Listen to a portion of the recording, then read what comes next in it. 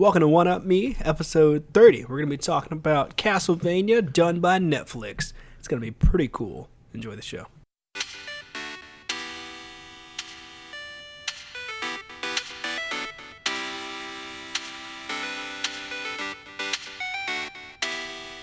What is up, everybody? Welcome to episode 30 of One Up Me. I was going to say One Up My News, but it's One Up Me. My name is Ryan, and I am joined, as always, by the illustrious Jordan Sims. Oh, man, you're so good for my self-confidence. Thank you so much. Yeah, I was that good with my self-confidence.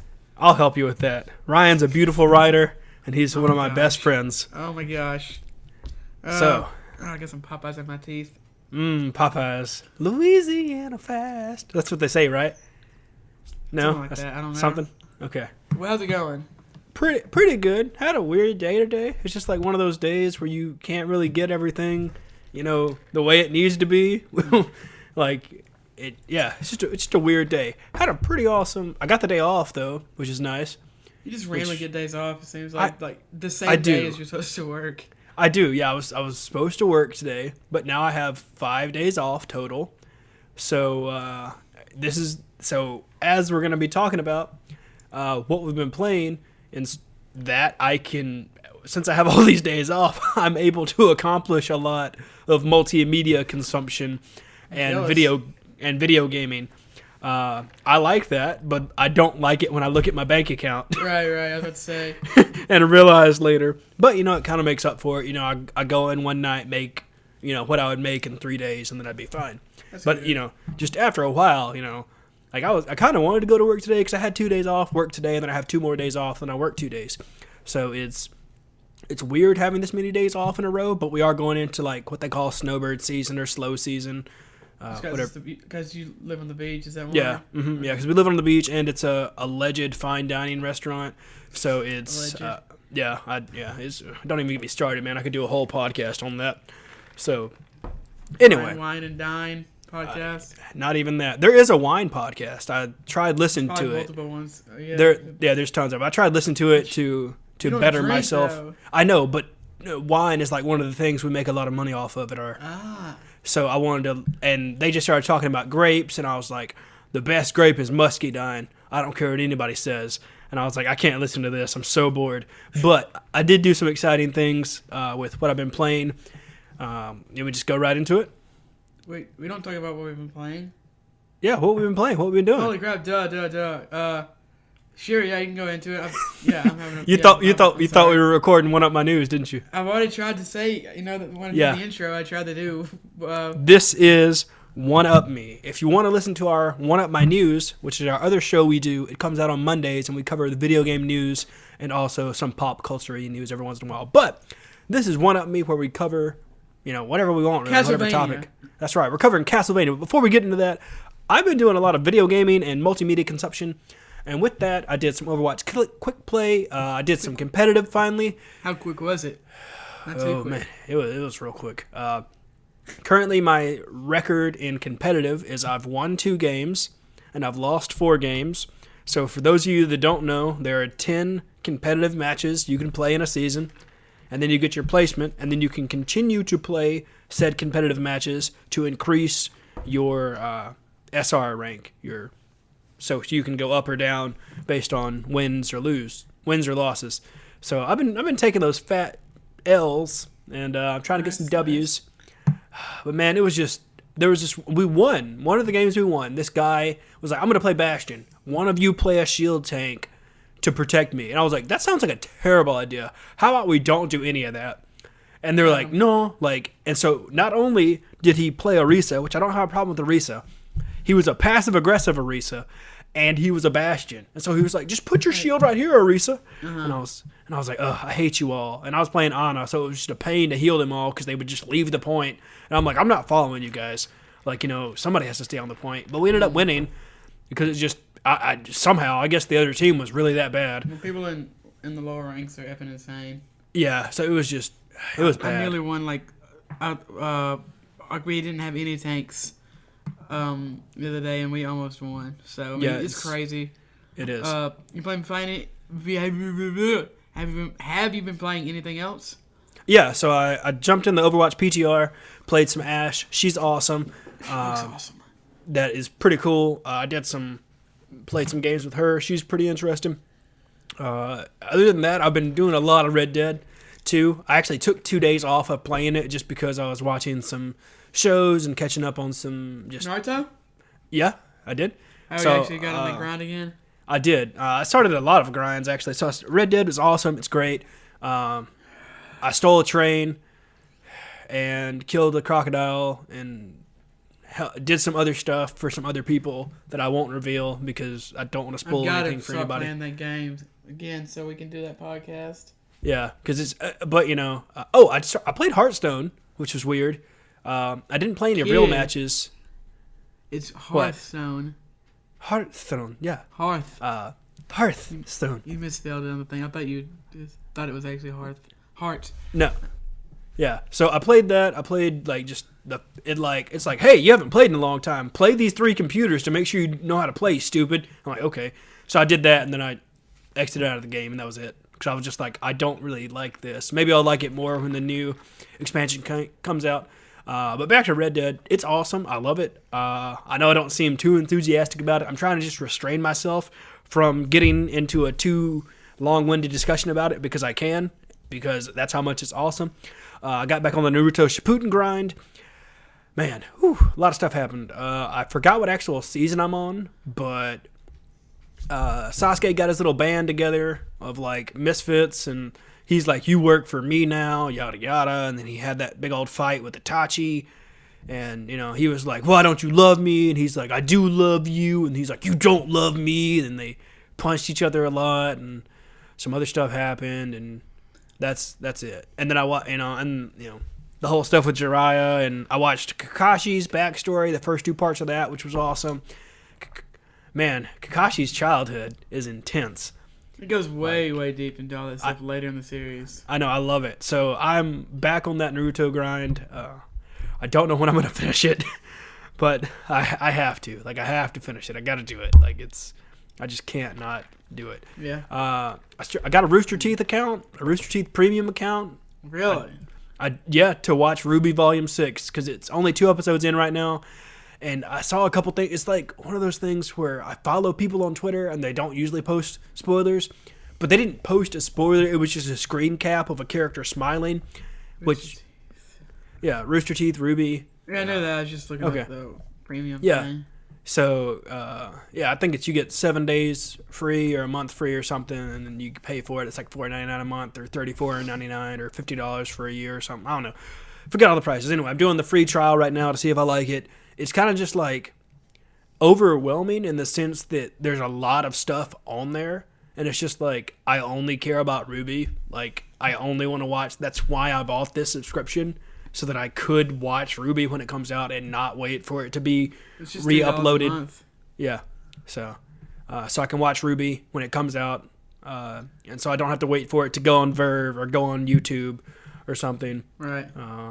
But Volume 6 is blowing my mind, and it's only 2 episodes in. It's insane with just how far they've come, like animation and everything. Ruby's a great show. If you haven't watched it, I recommend you watch it. Ruby is amazing. It's super awesome. I watched the first 3 episodes, and then that's it. For some reason, I stopped. Yeah.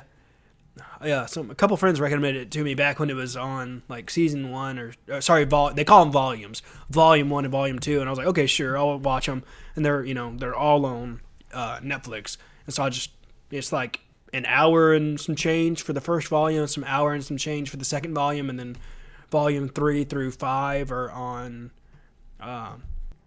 YouTube or Verve. I'm pretty sure now all the volumes are on Verve, and then I watched Castlevania, which is what we're talking about today. Mm-hmm. And that was a lot of talking, so I need to put some liquid in my throat. I cut myself shaving twice today. My computer's acting up. And I also watched Castlevania, so we're pretty much like on the same track. Yeah, so you gotta get you a Harry's razor, man. They shave pretty smooth, and you won't cut yourself. Oh yeah. I gotta shave every day. Not even every day, like every other day or so. Just I don't grow like any like actual. I mean, I do grow facial hair, obviously. Otherwise, if you really would have probably shaved with that. But I don't grow a beard. I just get like weird, gross facial hair, so I had to shave. And it had that that orange strip that like when it starts to fade or whatever. Yeah. It was as orange as the Popeyes cup I'm looking at, and it cut me twice. Oh. Just effing walked and just threw the effing thing away. And then you just got a butter knife and shaved with that. No, I just went and got an electric razor and finished shaving. Oh, nice. So I was close, but I didn't want to leave half my face unshaven. That sucks though. Yeah, I don't know when I stopped shaving, but now I just don't. But when I did, Harry's was pretty great. I loved Harry's razors. That is really tripping me out watching you click around the school dog. I was like, what is happening with my eyes? I thought I was going insane. But yeah, so what's going on with your computer? Is it just acting stinky stupid? Well, let's see. Over the weekend, I was trying to play Black Ops. And it didn't work. So I like literally haven't played anything in days. I went to a local computer store to fix it, and they're like, we don't know how much it's going to cost, because we don't know how bad it is, because it could take anything from like $20 to like hundreds. So I was like, and they're like, oh, we can make you a new one, but that's going to cost you like $1,000. I'm like, that seems expensive. I don't know. So I'm like, okay, I'm going to take it home. And it's just a pain in the butt. It's just always a pain in the butt to hook up a computer. It is. And then, so I'm actually recording on my laptop again, but I'm actually using my Yeti, so that's nice. We don't have to worry about bad audio quality, hopefully. That's right. And that was the hot scoop or shot of poop segment of the podcast. Just going to steal the Weekly Planet segment. Yeah. Newsarama or some other site used it in an article, so I figured we could use it. They're probably not. Class. That's true. They're probably going to sue us now. I just found a $10 bill in my pocket. I forgot about that. That's awesome. Congratulations. It's not mine. Oh, it's yours now. It's in your pocket. True. That's yours. Let's go ahead and move on to the topic, though. I don't want to spend too much time spinning our wheels here. Slice of life. As we were talking about before, after our slice of life segment we just had, we're going to be talking about Castlevania, the Netflix TV series. And Netflix puts this under a lot of different genres, which is kind of funny. So these are the ones they have it labeled under: horror anime, action anime, vampires, based on a video game, scary, and TV. So it's they just shoved it all in there and was like, hey, it's all these things. If you like any of these things, check it out. And Netflix was just, all up in there with the genre titles for Castlevania. Those all fit, definitely. They do all fit. Like, this is TV mature. For those of you that didn't know or haven't watched it, it is TV mature. So there is blood. There is slight, strong language. There's pretty strong language. Like, this is, like, the only thing that this doesn't have is, like, strong sexual. That's true, yeah. And, there is romantic stuff in the show, but it's, like, in a sweet way. Not like in a, they're going to get down and dirty and have sex kind of way. They talk about stuff, but, like, they don't show anything. That's true, they don't. Like, if you have, like, a young child, they definitely don't need to watch this. Because they probably would have nightmares. There's a lot of blood and a lot of killing and a lot of, like, people's face being ripped off. Especially in Season 2. So, like, Season 1 only had 4 episodes, and people went nuts over it. I know I did. This is the 3rd time I watched it. Because 4 episodes, that's so easy to get through. Like, boom, you're done. 4 episodes. Yeah, I watched it, the first season for the 2nd time yesterday. Yeah, it's awesome. I watched all of it yesterday as well, and so it's awesome. I love that show. Did you watch Season 2 yesterday? I did, yeah. I watched literally all of it yesterday. Again. Okay. I watched Season 2 last week. Like, okay. What's today? The 6th? Today's the 6th, yeah. Yeah, I think I watched it, like, on Halloween. Okay, nice. Really good. I loved it. It was awesome. They did a lot of stuff. You can tell that, like, the animation quality in Season 1 was already so amazing, but they still upped the art style and the animation style in Season 2. You can tell that they just put more time and effort into it, and it was worth the wait for us to get Season 2. So it's I'm just pretty... twice as long. Yeah, it is twice as long, which is kind of funny, because you think, 8 episodes, that's nothing, but, compared to Season 1, that's everything, 4 episodes, and we were just kind of like, well, that's cool. Is this like a pilot? Is there like more? You gonna release more episodes? Like, nope, that's all of them. I just kind of watched season 2 in one sitting. I kept expecting me to like want to get up and go do something else, but they're only like 20 minutes long. And they keep holding you pretty well too. Oh yeah, season Very 3. It is. Season 3 is gonna have 10 episodes. So if we get a 4th season, maybe it'll have 12 episodes. Because it seems like they just, who knows. But I loved the way they took the story. It's based off, obviously, Castlevania 3, Dracula's Curse, which came out in 1989. Is that obvious? Yeah, I mean, it's pretty obvious. I assumed people knew what this was about. I don't think literally anybody knew. Probably not, I mean, but unless you play the Castlevania game and remember the game from 1989. That's true. I mean, it's obviously based on the Castlevania game, but I didn't know which one. Did you, look this up, I guess? I did look this up because I wanted to make sure I told the wonderful people correctly.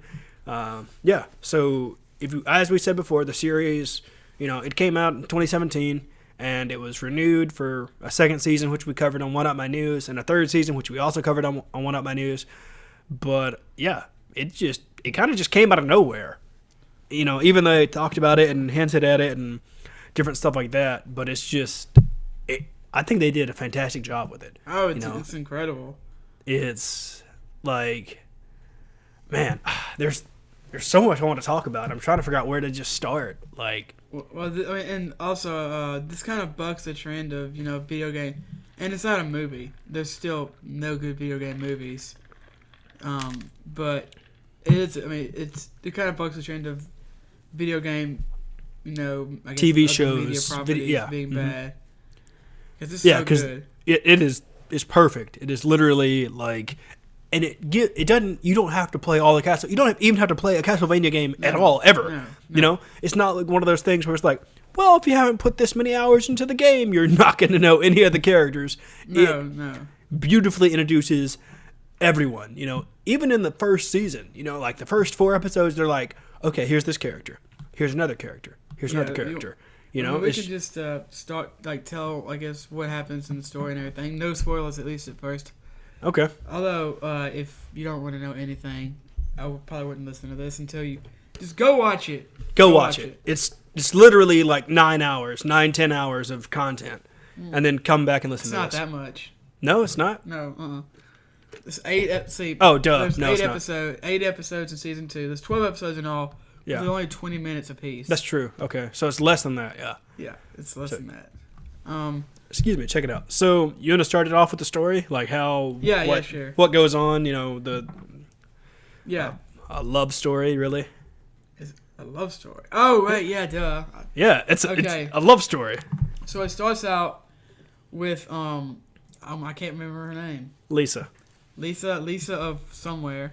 Yep. Goes to Dracula's castle, and she wants to help people. She wants to become a doctor.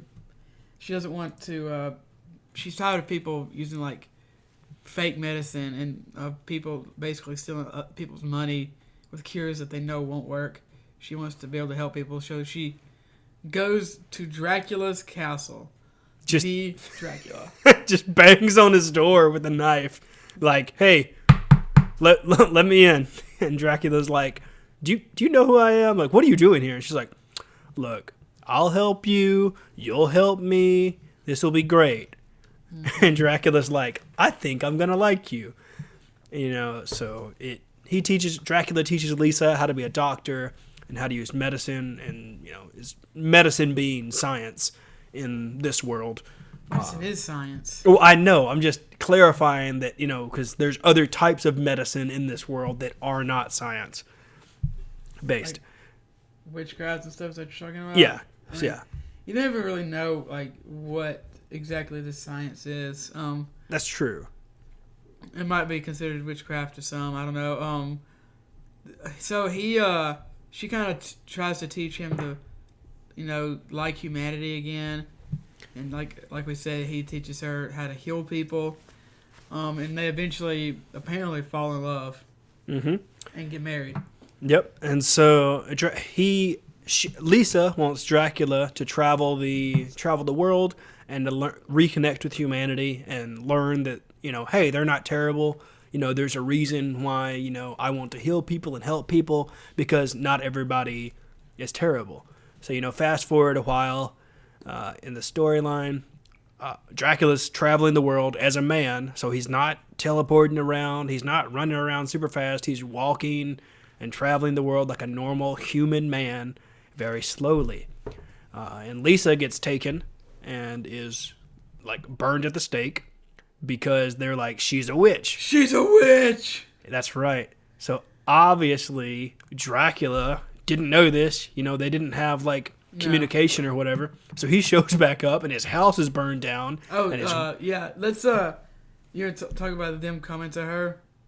Oh yeah. Because it kind of comes like we were talking about witchcraft versus medicine earlier. That's true. So the priest, the church, shows up and is like, we know what we're looking for. And she's like, just let me know what you're looking for and I'll help you find it. And, they find her medicine room, like her, where all her science stuff is, her herbs and her beakers and etc. and everything. And they're like, we found it. We found her witchcraft. And she's like, this is science. That it's not witchcraft. I am not a witch. I'm a doctor. You called me a liar? Yeah, and that's kind of how it went. He's like, I will smite you here and now. And she's like, listen, you don't know who my husband is, but I know who my husband is. And I don't want him to come back and kill all of you. But if you do anything to me, he will. And obviously she's not straight up saying, hey, my husband's Dracula. How about you guys be nice to me? Yeah. So they just straight up wreck her house, torch her house. She is taken away to the capital, or I don't know if it's the capital, but she's taken away to this big town and she's, burned to the stake, and she's pleading with Dracula the whole time, like, hey, like they don't know what they're doing. Please don't, not all humanity's like this. Don't kill them all, please. He also, I don't think, hears her. It doesn't seem No, he doesn't. He doesn't hear her because, he's not in his castle and he's not like connected to her or anything. He's not using any of his powers, so he's just like a normal man, so he's not listening. So he shows back up, and it's bad. Like he's pissed, he's devastated, like angry. His house is burned down. His wife is dead, and so he shows up. Yeah, he shows up at like after she's like burned.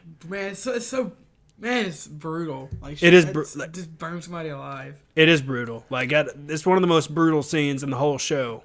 Just watching. I mean, you don't see her like melt. You don't. Or die. Yeah, you don't see her melt, but you hear her screaming, and it's just like a slow process of her being burned alive.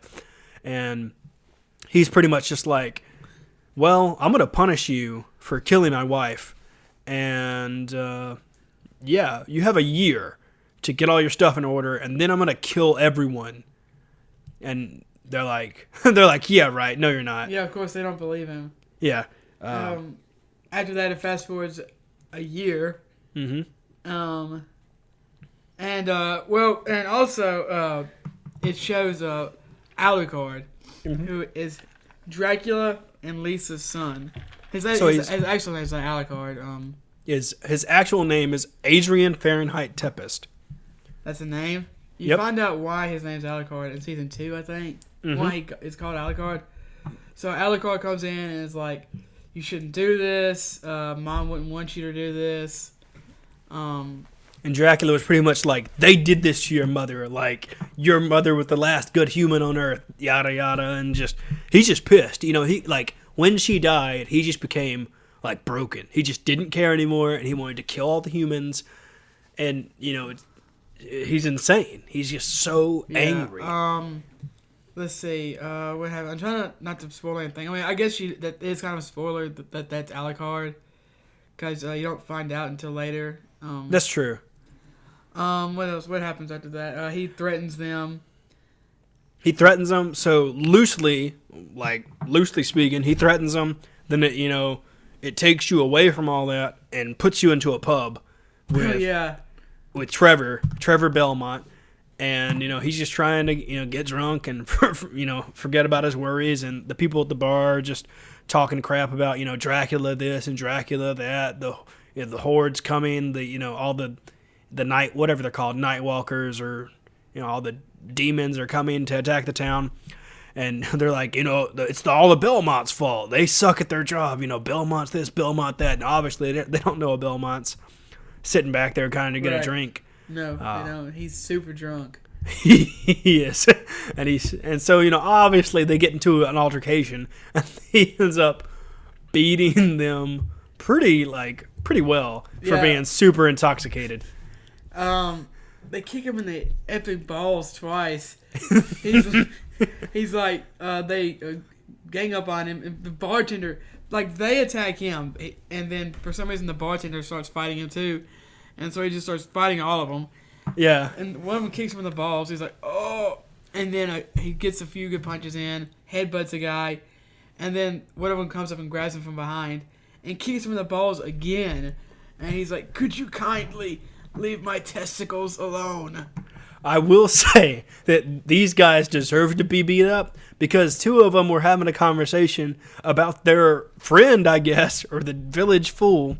Was that the guy who ran in? Yeah, the guy he was blind. No, the guy that ran in is the guy that was fornicating with a sheep. A goat. Thank you, a goat. I don't know, because they called it, because then he runs in and they're like, you run in any good goat or sheep on the way here? Yeah. So he was, they were just having an open conversation. He's like, what do you think I was supposed to do? I found my sheep, their goat, laying on its side. So I hit him with a shovel. And so I hit him with a shovel. This naked man, got, he's got, he's got hay and stuff all over his doodad, and just my sheep's laying on it. Well, that's not what they said. I think they said speck or something like along those lines. But anyway, it was just funny to, I didn't catch that the first two times I watched this just because I don't know why I didn't. Yeah, but it was just like, I was like, wait, I rewinded. I was like, not quiet about it. And I'm like, what? He had relations with a sheep or a goat? I'm like, that's so weird. And it's not like, I was almost like, he kind of deserved to be hit with a shovel. Exactly. It's like that poor animal. Like, that's so sad. And so this bar fight happens, and, Trevor's finally just like, okay, look, I'm a Belmont. It's fine. Like, I don't care what you say about my family. Like, whatever. I'm leaving. Like, just let me get one more drink, and I'll go to the next town. And so he shows up in the next town, which is the city of Garesk. I think that's how you say it, sure. Which has been attacked by Dracula's forces every night. And, Trevor's just kind of like, he's like, I'm just here, passing through. I'm just trying to get some food and some drink, not trying to get in any trouble. I don't care about what's going on here. And obviously what happens, him being, he tries to act like a dick, but he's got a heart of gold. He has to help people. Yeah. It's just, that's kind of where the story really takes off, though. Yeah, it does, Like, even, it's crazy the pacing they did. Almost knocked over this drink and I would have cried. The pacing they did, they gave themselves, and the pacing they decided to do, they cover a lot of details and a lot of ground in just 4 episodes. Yeah. And it gets you there, and it's kind of just like, okay, I'm ready for the next season. It's awesome. And it's like we said before, it's only 20 minutes. It's, it draws you into the story, and then when the credits pop up, you're like, oh, it's over? You're like, it's over. Like, it's like, what? Like, I was like, but luckily, Netflix has the beautiful autoplay. Yeah, until it says, are you still there? Exactly. And then I'm like, yes, I'm still here. What else do you think I'd be doing, Netflix? Oh, you think I'd be doing something besides watching Netflix? Exactly. Psh, no, I already watched all the good stuff on Hulu, so I'm on Netflix. I'm waiting for the new seasons and stuff to come on Hulu. Verve doesn't do that. Verve just keeps playing, baby. Yeah, it does. I love it. You want to talk about season 2 in non-spoilers, or do you want to go ahead and move on to spoilers? Because we can talk about season 2 non-spoilers. It's kind of hard because of stuff that happens in season 1, I would say. I think I can sum up season 2 non-spoiler-y for people. Spoilers right here. It's just, if you don't want to, because I don't see how he's going to. Okay, yeah, that's true. Spoilers right here, maybe. Okay, season 2 is 8 episodes, so we get 4 more episodes than season 1. That's a lot more time they have to cover stuff. So what happens is Twice the time. This group of people decides, hey, we're gonna go take care of this person that's not so nice and acting and acting pretty bad. So what they do is they go on an adventure and they got to fight some people and some more people, and then they learn some stuff, and then some other stuff happens, and then maybe it's good or maybe it's bad. And maybe it's good and maybe it's bad, and then after that they finally get there, and it's just kind of, and you know, some plot twist happen, and some other weird stuff happens, and then some orphans are there, and then some other stuff happens, and then it's just boom, here's this cool thing that happens, and some sad stuff happens, and then credits, and then season 3 is coming soon, and that's next year, season. I'm sure it'll be next October. Spook time. So that's season 2 wrapped up in a non-spoiler way. You didn't spoil anything. You're right. Okay, spoilers. I'd say spoilers from here on out. Spoilers, real spoilers. Okay, so going back to season 1. Yes. Trevor gets to whatever the place is called. The Catacombs? City. Yeah, Geralt City. Guest City. And he climbs up the poop chute, literally like the poop pipe. Dude, that's so funny. And he goes and gets him some breakfast and starts looking around and sees that this place has clearly been attacked by Dracula. And it looks like multiple nights. He goes up and finds some priests or holy men working up some poor old man, talking about how like he needs to leave the city because he's something that's called a speaker, which you find out more about later. They're like, hey man, we gonna kill you. And he's like, I don't want to die. But the old man says, he's like, will beating up an old man make you feel better or make you feel less afraid? And he's like, I don't know. Let's find out or something. And it's just like, dang. Like Trevor's like, don't get involved, don't get involved, don't get involved. And then they're going to kill the old man. So he runs over there and uses his whip to grab this big pike thing that the priest is holding and cuts his thumb off.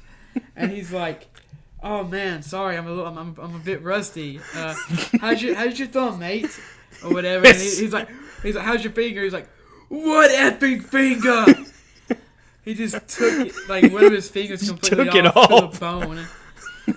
And then they're like, he's like, hey man, that's not nice language for a priest. And then the one of the other holy men or whatever that was with him starts attacking Trevor with a knife. So he takes his effing eyeball out. He whips him in the head, and his eye just takes his eye out, just pops out of his head. And I will say, the animation on this is 10 out of 10. Like it is, that eyeball lashing out, it just and just explodes and so good. Just droops down the side of the wall, and it's like, oh my gosh, like that's some force, man, just whipping the eyeball out of his eye. Like that is intense. So they run off, and he starts talking to the old man, and you find out he's a speaker, like we said. And these are people, kind of like a nomadic people that keep oral history, and they don't write anything down. They have, some of them are magicians, and you find out that they are here because they want to help these people because they're being attacked by the hordes from hell. They don't want to leave, even though they are in danger because these people are blaming them for their troubles. So they go to Trevor. The speaker's little camp. Yeah, the old man takes Trevor to their camp, and he kind of meets them all, and he's like, "Hey, how you doing?" And they let's see, what else happens before they talk about his granddaughter. So that's really it.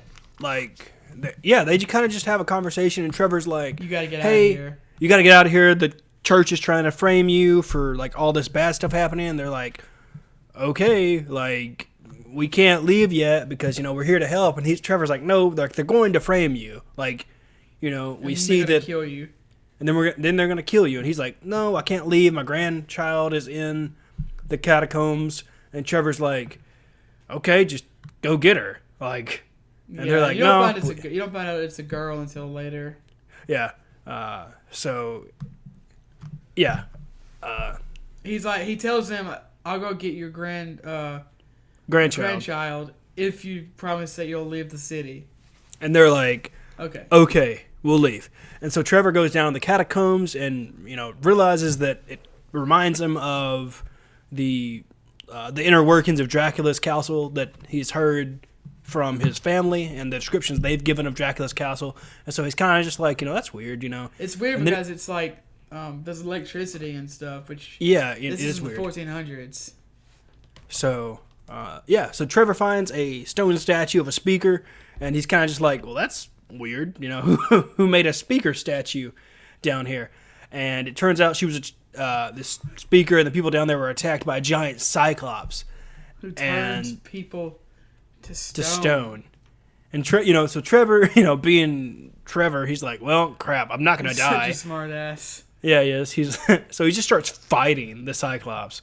So he has a fight with the Cyclops, and he ends up killing it. Throws a sword into his chest. Man, it's such a good fight. It is a good fight. He throws a sword into the Cyclops' chest, like neck. His neck, and he's like, and he doesn't die, and he's like, "You're dead. Come on, you're dead." Oh no, it is his chest. Yeah. Yeah. He's like, "You're dead. You just don't know it yet. Come on." So he whips his sword, like he grabs the handle of his sword that's stuck in the Cyclops' chest, pulls with it his out. whip. Yeah, with his whip, pulls it out, throws the sword and hits the Cyclops in the eye, which kills it. Yeah, it's an awesome fight. Like the music, the animation, like Trevor just being a smart ass. Like it's great. So he saves the girl. Yeah, breaks the curse. Yeah, breaks the curse. Yeah, releases the curse and rescues the elder's granddaughter, which is Spectra. Spectra? I don't think it's Cypher. Cypher. Hold on. Well, I'm gonna look it's SYPHA. SYPH. Yeah, Cypher. That's how they say it. So he returns Cypher to her grandfather, and Trevor is summoned to the church by the local bishop, and Trevor's like, whoa, like, I've already... So the guy that he knocked the eye out of, and this other guy that he beat up, he's like, I already beat you guys up, like, I'm not going to church, like... They're like, oh no, yes you are. His family was excommunicated. And he's like, I don't think I'm allowed in there. And they're like, what do you mean? And he's like, my whole family's excommunicated. Like, I'm pretty sure I'll burst into flames. And if I do, it's your fault. And they're like, the bishop has granted you permission to enter the church, so you can.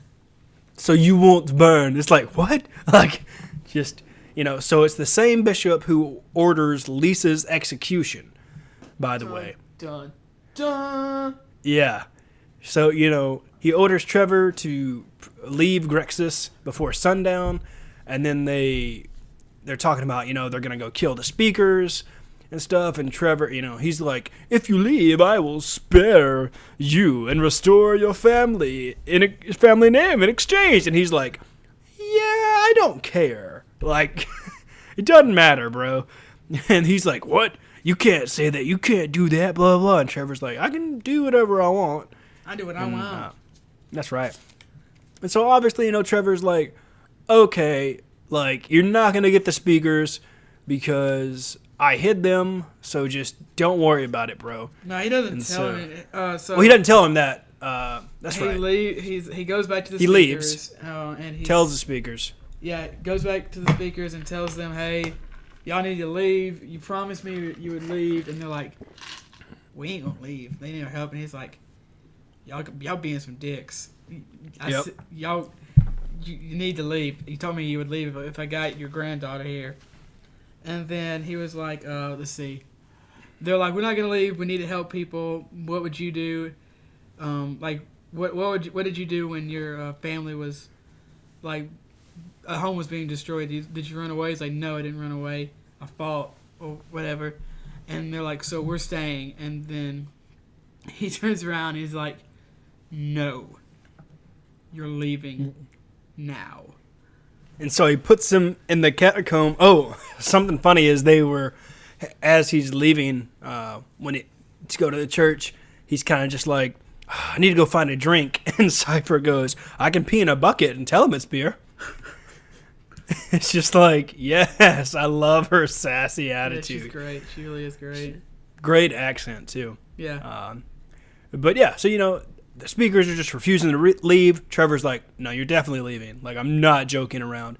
So he puts him in the Cyclops chamber, and one of the speakers down there goes, I swear it moved. I swear. Yeah, that's great. And so, they hides him and the priest takes them. He's bringing the mob to them, to their little camp, and Trevor's waiting. He's like, oh yeah, I hid them. You're never going to find them, by the way. And so, night falls. Dracula's army's about to come, to the city. And it's, Trevor's kind of just running around the city trying to, make the mob, trying to just run around to get away from the mob. And Cypher comes and helps him as he's, it's kind of, we didn't know if she could do anything or if she was going to be any, important or anything. Turns out she's a pretty powerful magic user, a magician, which is kind of cool. Yeah, she's awesome. And she's not just like some damsel in distress. Exactly. She's a pretty powerful magician.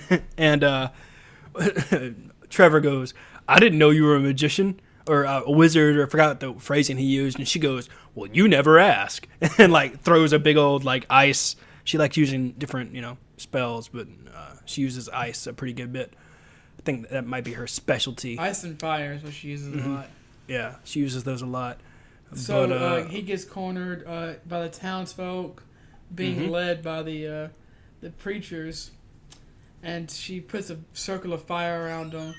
And while all this is happening, the creatures of the night are also starting to come in, and it goes to Father. I don't know what his name is. The bishop, the archbishop. The bishop, yeah. Of the city. Oh, dang! We forgot. So we forgot to talk about something. What did you forget? So we forgot to talk about the 1 year thing. Like, what happens when?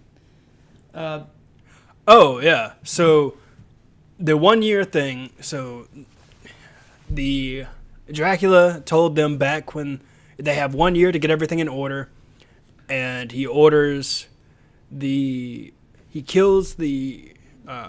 Well, he comes back and they're celebrating and. Yeah, they're having a party, and it's kind of just like Dracula. 1 year later, the Archbishop is hosting a celebration in defiance of Dracula. It's been a year. Nothing's happened. We're wonderful. God saved us. Blah blah. It starts raining blood and guts, and just demons come and they just destroy everything. Oh my gosh, just so much blood. It's Dracula shows up in that big fireball. Mm-hmm. He's like, what does he say? He's like, I gave you 1 year to with your loved ones, 1 year to pray for to your God, and you celebrate the day you murdered my wife. And fuck. And they're like, oh crap, we thought that was a vision, we didn't think it was real.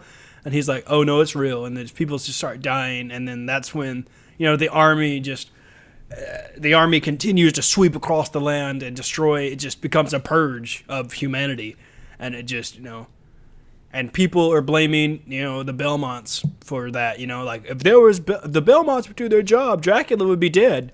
And then snowball into the bar fight, Trevor coming to the town, saving the speaker, and now at the end he is in a fire pit surrounded by the townsfolk and the holy man. Mm-hmm.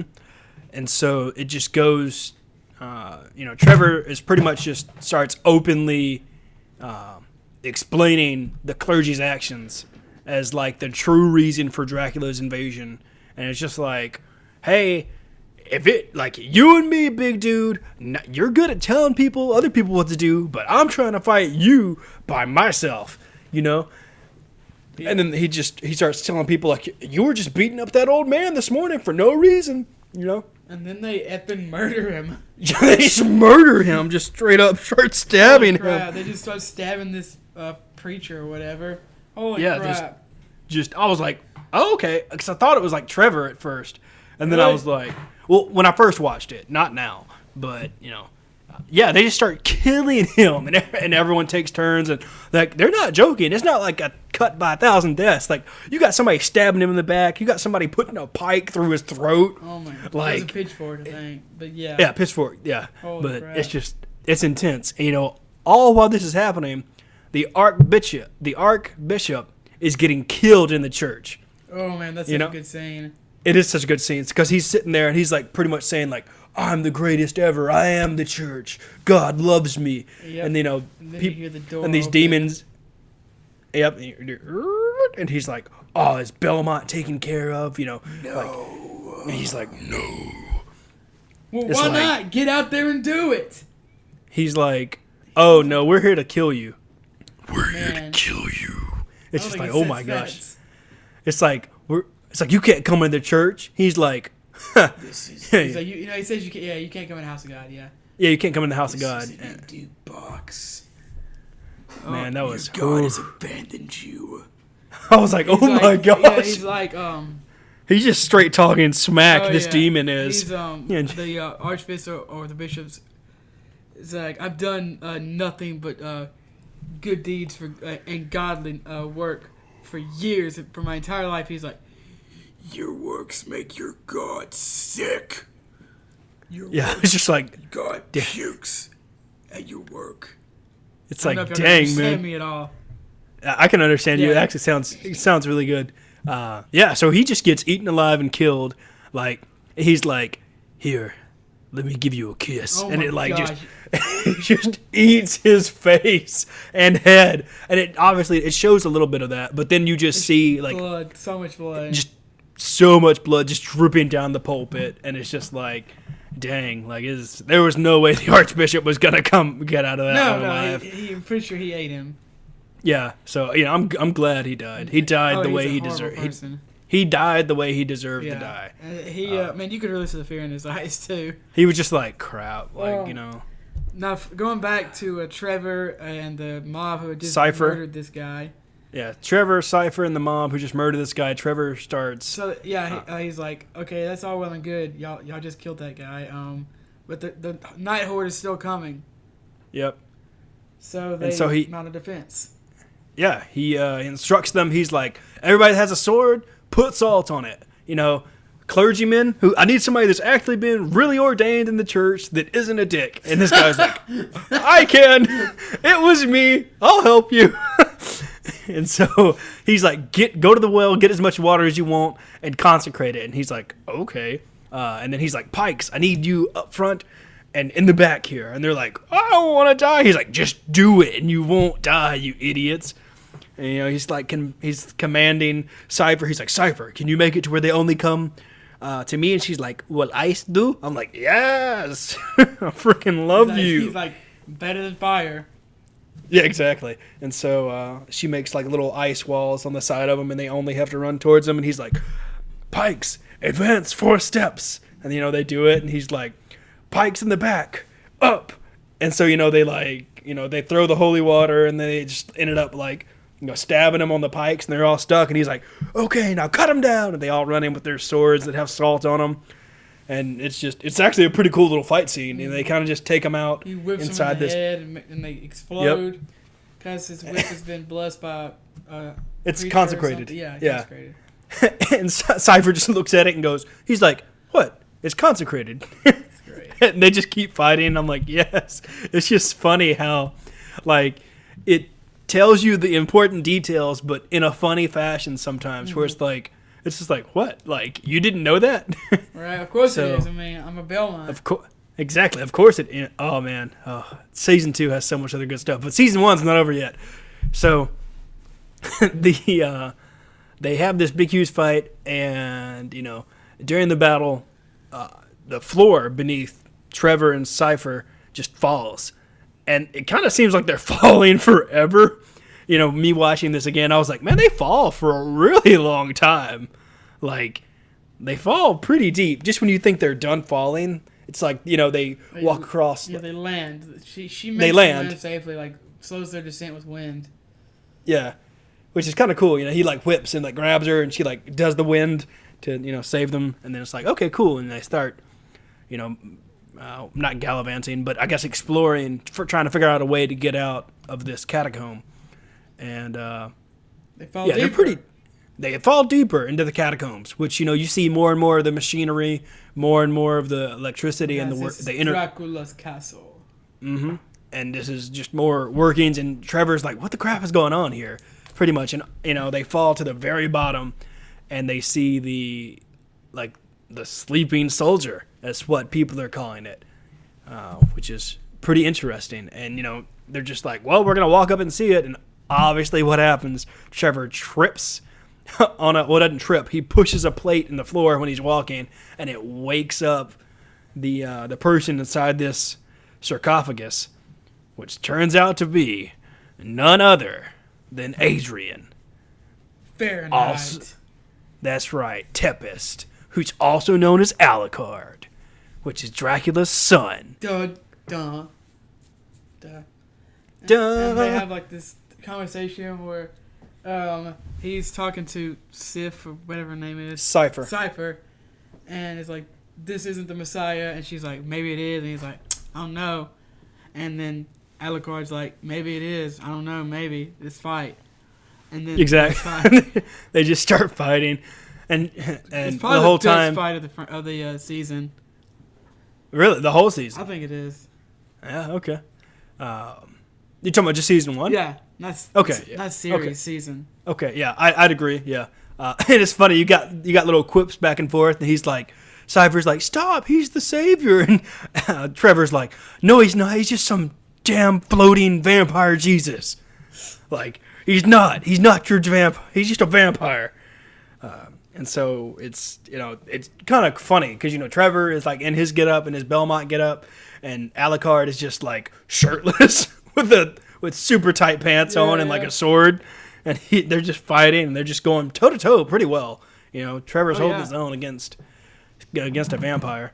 So I mean, he's killed vampires in the past, but this is no ordinary vampire. This is Dracula's son. Like, I'm surprised he held his own as well as he did. Oh yeah. I mean, they go back and forth for a while. They both get good shots in, and then eventually, man, the fights are so good. They are good. Eventually, Alucard rushes Trevor and knocks him into a wall and puts a sword to his throat. And he's like, what does he say?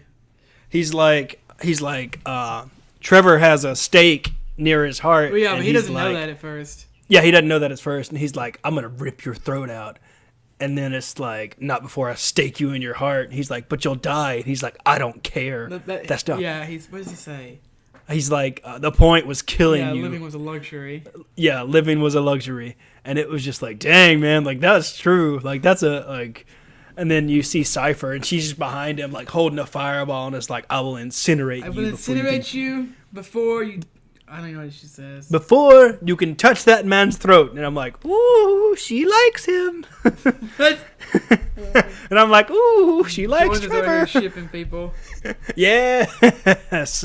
I don't know their ship name, but I like them together. Oh my gosh. No. He's like, So he backs up fine. and they start talking. Yep, and then they're, finally, he's like, well, do you know the real legend? And they're like, of course we know the real legend. He's like, so you're a scholar, and you're a hunter, and I'm a vampire. Says. And that's what the legend says, and I'm a vampire. So we're going to take down Dracula together. Boom, scene. And it's like, what? And then, so just imagine that coming out on July 7th, 2017. Then you don't get any more until October 20... Yeah, it came out July 7th, 2017. And you don't get any more Castlevania until October 26th, 2018. It's like, dang, man. But they hit a home run, a grand slam, whatever it's called in hockey, when you get a full loaded base. Yeah. So they did a great job. I don't think with there's season bases. 2. I don't know a whole lot about hockey, but I don't think there's bases.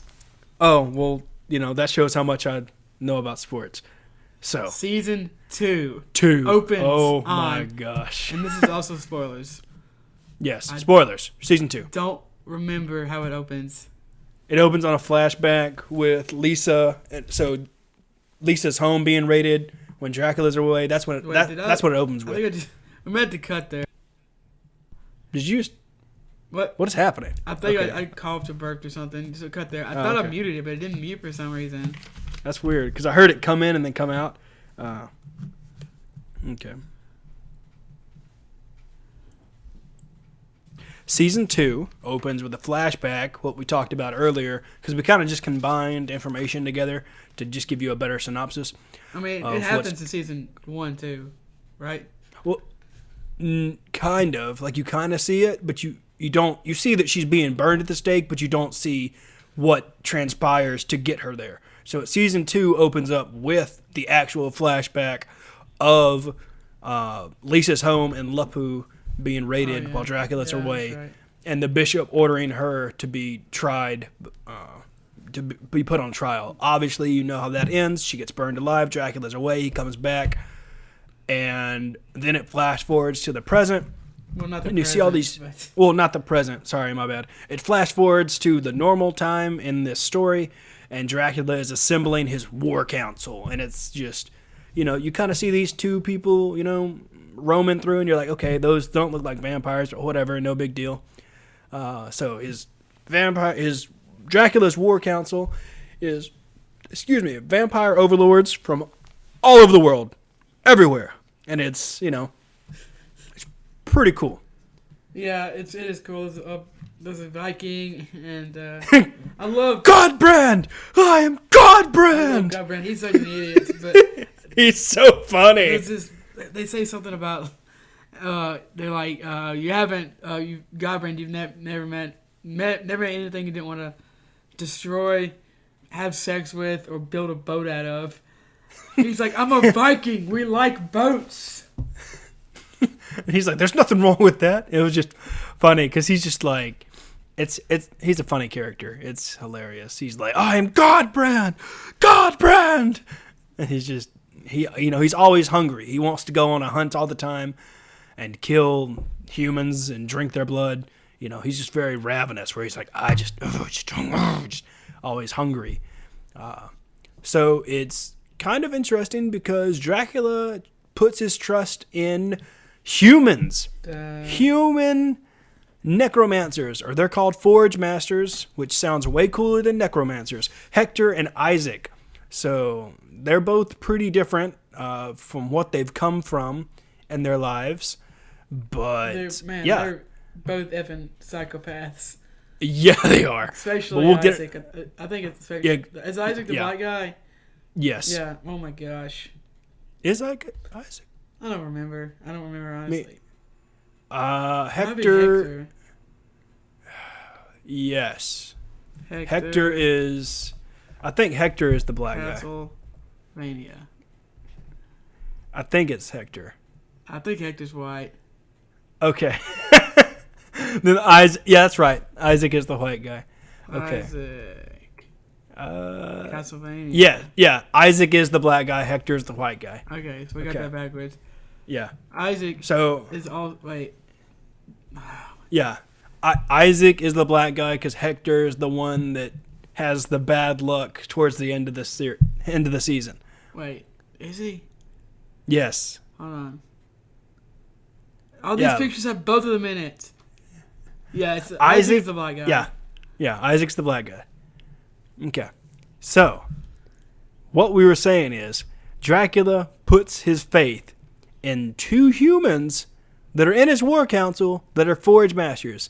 All a forge master is people that are necromancers. They just bring humans back to life and to Dracula's army. That's what they do. And they're making the night. They can make them into monsters too and bring back monsters. Mm-hmm. I think. Yep, and that's what they do. So that's pretty interesting. The fact that when I first saw it happen, I was like, "What?" I was like, "What is he gonna do with those humans?" And then he made one, and they transformed. I was like, "What? Like that's insane!" I was like, "That's pretty disgusting, but cool." Yeah, obviously they're not that happy about him putting his trust into humans. No, not at all. They are very pissed about it. So it kind of you kind of see the war. Excuse me. You kind of see the war being divided. You got Dracula and his two loyal human pets, and then you have the war council, and just you see them supposed to be kind of. But it's like, I don't know. They don't really. They want it to be vampires, I guess. Yeah, exactly. So, you see Gratisk rebuild after the battle. You need Cypher and Trevor, say goodbye to the other speakers. And then Alucard is, trying to come to terms with having to kill his father. And, they're trying to figure that out and everything. And then you kind of just see Godbrand. He's kind of whining to Hector, like, there's no strategy with this war. He's just destroying everything. There needs to be strategy.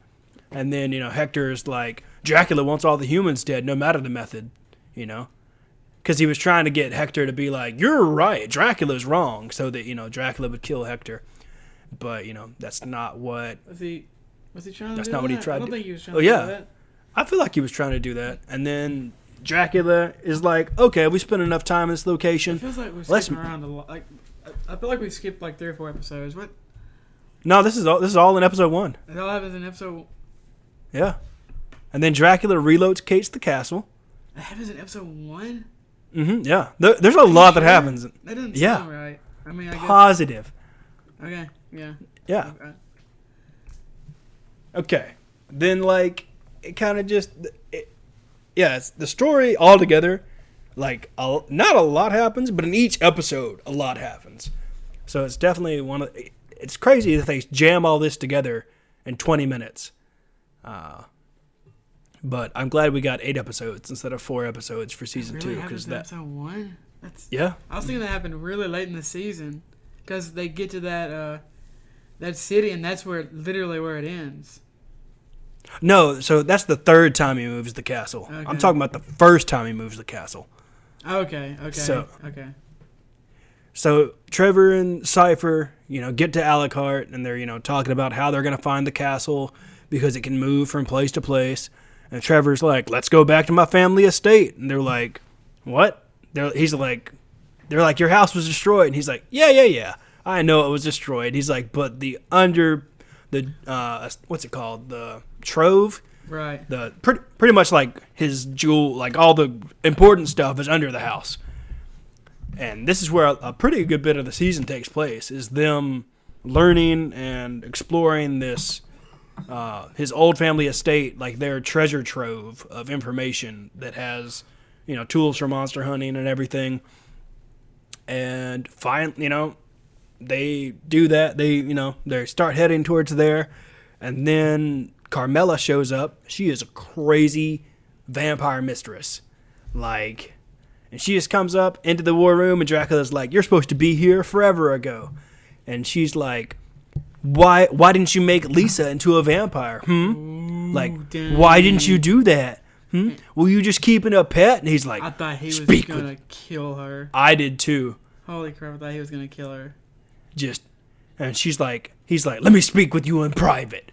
And so, Trevor and his party are going to the Belmont estate, and they're obviously attacked by Dracula's forces. And so, they straight up kill all of them in a pretty cool fashion. And then, but one gets away, it gets back to the castle, and Isaac is like, you did such a good job coming back. Good job.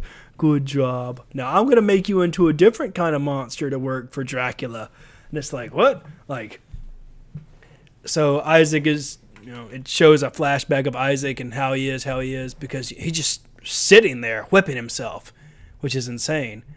And then he had an abusive previous master that, got him off the streets, and he was like, I love you. And he's like, I beat you because I love you.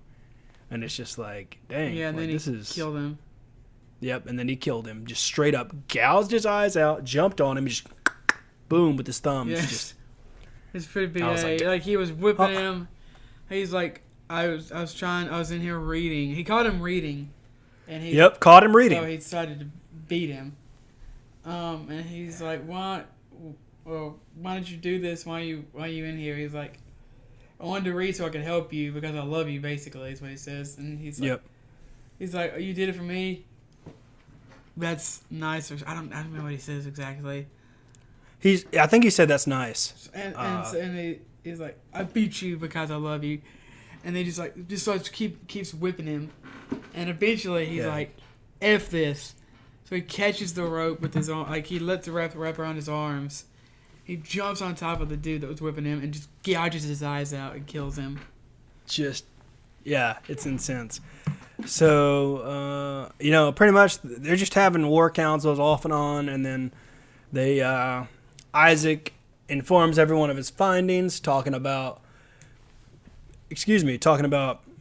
how do they need to attack one of these places. They need to continue the attack on Argus or attack Brella, which, the two places they need to attack. And Carmela is, in the background trying to, make everybody do what she wants.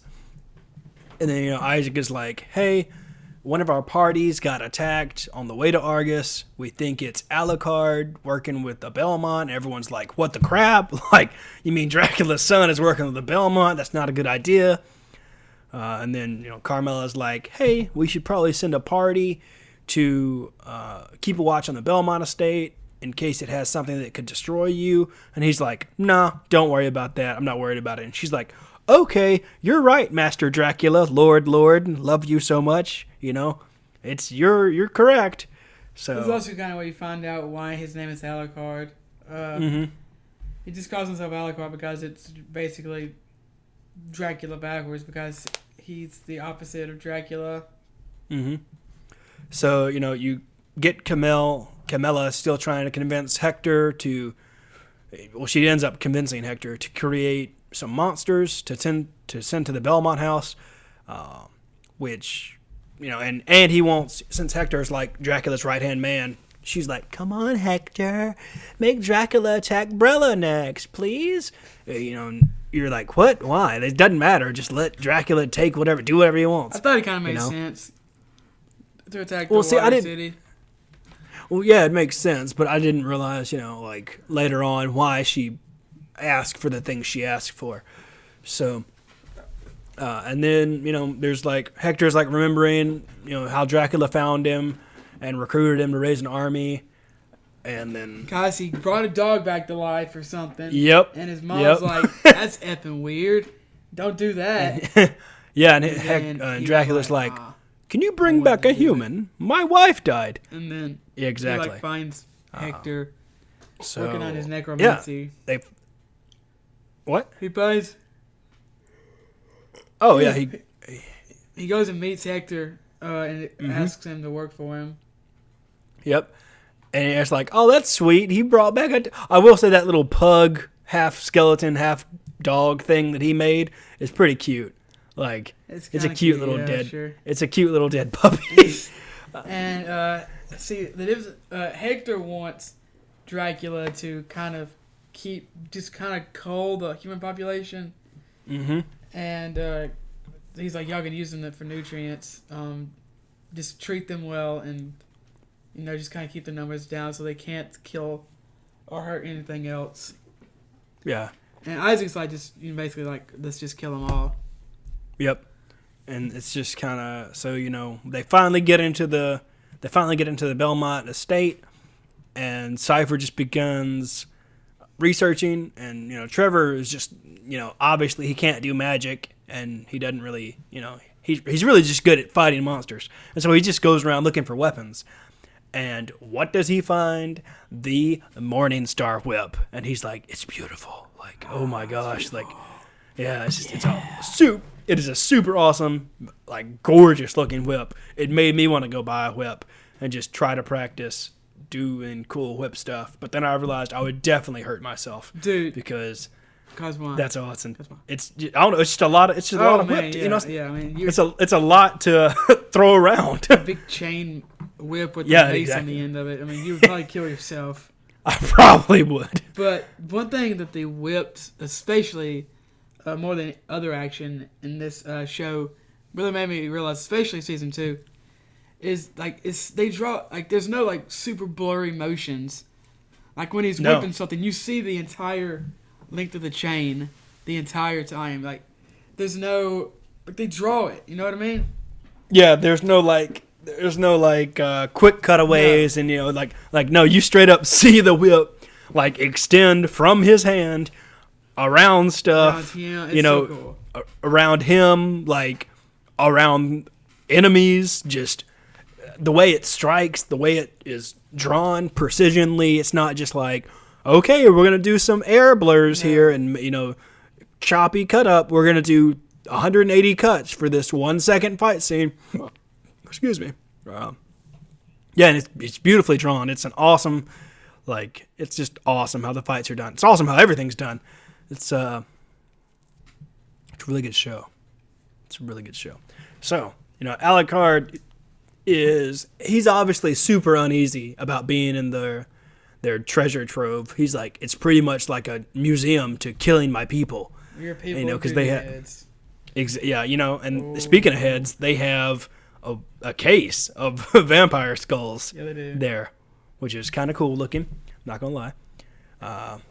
So yeah, they kind of they find all the stuff they need to. They're trying to find a castle locating spell in the treasure trove. Dragon's castle can move. Mm-hmm. Yep, it can just be teleported anywhere that he wants. So yeah, it kind of just. I'm trying to figure out what I'm trying to say. Well, they're doing research. Yeah, thank you. Yeah, Cypher's doing research and stuff, and there's some cute minor details that we're not going to cover, but it's just they're cute and nice. They're doing research, and she's like, I found a book, and it's all about penises. And Alucard's like, was it under his bed? And she's like, no.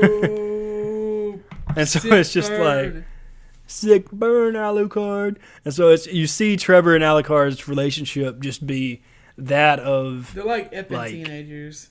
They are. And she makes that comment. She's like, that makes sense. He's like, what? It's like, you're like an angry teenager, an adult man in a beautiful adult man's body. And he's like, what? Mm-hmm. And she's talking about how Trevor never grew up and just... It's great. I like the... It's really close. I think it's the beginning of the season. She's like, if I leave you two alone, will you try not to kill each other? Yeah, it's in the first episode. Yeah, and they're like, sure. Before they fine. leave and town. when she walks off, he's like, F you. And Alucard's like, eat a dick or something. Yeah. And they laugh about it, which is funny because it's like, they're not serious. He's like, but it's still... choke and die or something. It's amazing. It's incredible. Yeah. It's just like, and it's throughout. Even we'll talk about it's just funny. They hated each other, and now they're like kind of friends. And then towards the end, they actually do become like actual friends. So I'd say so. Yeah. So the Belmont Library. Trevor discovers a mirror, which lets them. It's funny because it's a mirror that lets you see things that are really far away. But which and Alucard's like, oh, it's a mirror. We got to fix it though. Yeah. So, because it's broken. I didn't realize when I rewatched. Let me just get my chair closer. Okay. When I rewatched season 1, that I didn't realize that was the same kind of mirror that Dracula used. Mm-hmm. Yeah, Dracula has those mirrors throughout his castle, and just kind of just makes them out of thin air. And you also see Carmilla use one as well in this series. So it's kind of cool to see that. Magic mirrors are a thing. Well, everything's a thing in this place, really, from what we've seen. So, Cypher this whole time is trying to find a locking spell. Well, she stumbles upon a book that says there is a locking spell, and she starts trying to figure out how to use it and has to cross-reference and stuff. And it's actually it's not like a montage of research because stuff is happening. It flashes back to Dracula. It flashes back... this and that. So it's not just them doing stuff. Yeah, stuff is ongoing. It's not just a montage of them flipping through books with music in the background. Around. Exactly. And they're flipping through books, just like, You're the best. Just like, oh, I found it. Oh, it's in this book. If you cross-reference, and so it's just like, yeah. So going over to Dracula's side of, or the vampire side of what's happening, they continue to try to. Convince Dracula to go to Brela. Is it Brela? Yeah, it's Brela. Which is a city has water. It's beside a river, which will cut off people's escape routes and cut off some supplies they might get and such. And the main person that really wants to do this is Carmilla, like Jordan's been saying. But I guess they haven't been able to convince him. So she goes and she's been talking to, I forgot which one. Is it Isaac? It's Hector. Hector, the white vampire, and starts to convince him. He's not a No, vampire. he's not. Son of a. He's a human. That's what makes him different. He's a forge master. Yes. They're both Isaac and Hector are both forge masters. They are both humans. Yes. She tries to convince him and Godbrand that they should go to Brayla, and then Godbrand ends up going to Isaac, Mm-hmm. and is like, Dracula is wrong. We should go here because this war has no direction. And he's like, you think Dracula's wrong? He's like, well, I mean, if it helps, why does it matter? And Hector ends up putting his effing Isaac. Is it Isaac? Son Who? Hector is the one. Okay, just think about this. Hector is sided with Carmela, unofficially, officially, and Isaac hates Godbrand. Especially guys, he kills him. Yeah. Isaac just straight up kills Godbrand, proving his loyalty to Dracula, because Isaac he is definitely more loyal to Dracula than Hector. I don't know why both these people have to have such white names. Wish Isaac had a more strong name. More strong name. He uses this. I don't even know what it's called, but it's like a thing where you inflict pain. Yeah, I forgot what it's called. Catholics do it sometimes. At least I think they do. I know they do it in movies. I'm not sure. Yeah, it's they just whip themselves. What's it called? Zelda in Chilling Adventures of Sabrina. She whipped herself. Yeah, this is way more. It's way more intense than that. He wraps it around his neck and there's like spikes, and I was like, dang, man. Like, it's crazy because that's the same thing his abuser whipped him with. So he just took it when he left, or he made his own. But either way, it's just you can tell he's still scarred by the fact that he got whipped and beat up as a child. He's an effing psychopath, man. He is. Like, it's real crazy. Crap, he's crazy. So he kills him and disposes his body. Yep. On the top of the castle, he burns him to death, or not burns him to death, but he burns him, and he spreads his ashes like over the mountains wherever they are. Mm-hmm.